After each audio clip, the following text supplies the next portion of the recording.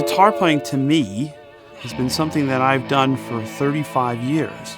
I've been around guitars, in guitar shops, played them, sold them, bought them. It's defined my life for the last 35 years. I love it, and I wake up every day excited to play.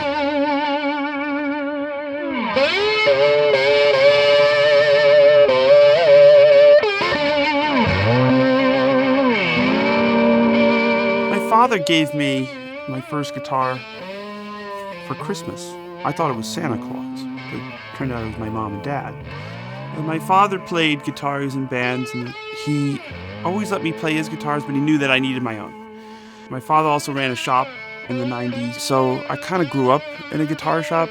But like, this thing has always been around, you know what I mean? Like, it's so comfortable and it's so familiar. This is an old guitar, but it was made before I was born, but it's like, it just feels like familiar. I feel like I've known it my whole life. And it's not this particular guitar, it's just anything with 6 strings bolted onto ash and, maple.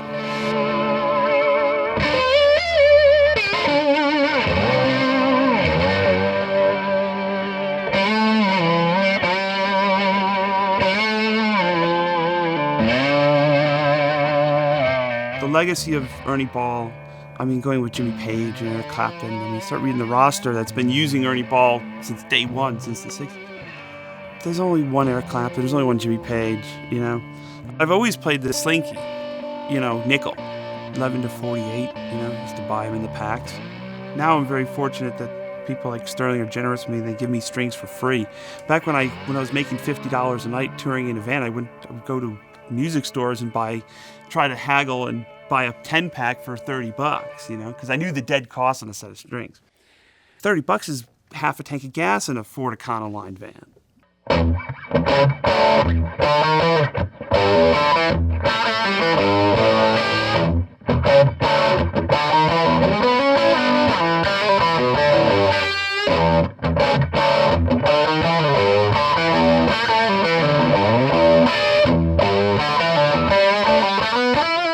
I prefer the sound of a Les Paul with a set of 10s. I think they sound better with 10s. They're bitier and they just have that thing, that classic sound that I heard on records. It was a 10.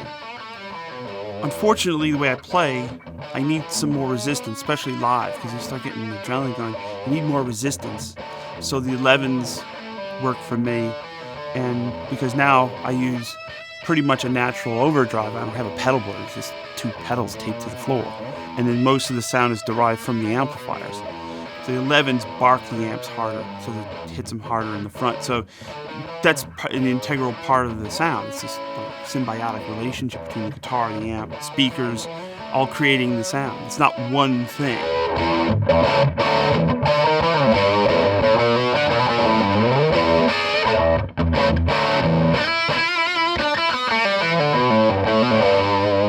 Listen to Hound Dog Taylor.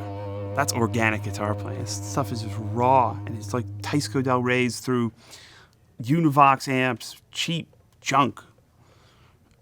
But the passion is there, and it just transcended the instrument. You don't have to have a 5-figure vintage guitar.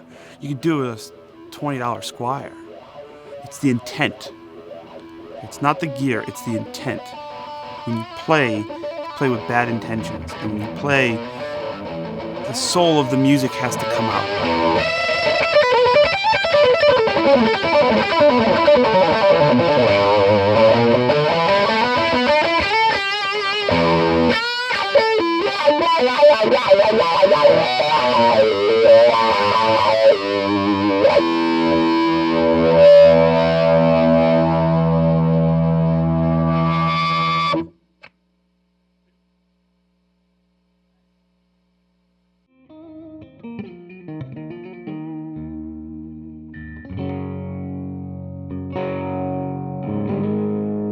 Guitar playing to me it's something that I do that is almost as important as breathing air, as far back as I can remember.